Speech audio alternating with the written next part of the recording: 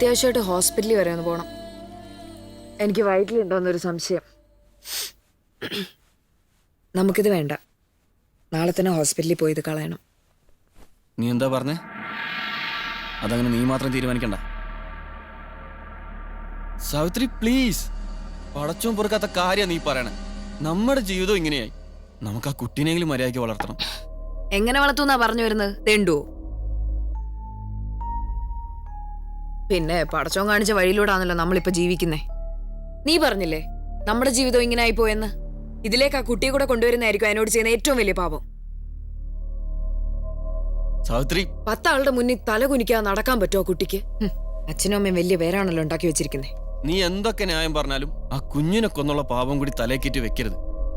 പിന്നൊരു പ്രസവം കഴിഞ്ഞ എന്നെ ആരെങ്കിലും അഭിനയിക്കാൻ വിളിക്കൂ? വളർത്തും പോലും. എനിക്കൊന്നും കേൾക്കണ്ട. നാളെ രാവിലെ തന്നെ ഹോസ്പിറ്റലിൽ പോയി ഇത് കളയണം. എനിക്കിതിനെ വേണ്ട. ഒരു തള്ളയാവുള്ള യോഗമൊന്നും നിന്നെ പോലുള്ളവർക്ക് പറഞ്ഞിട്ടില്ല.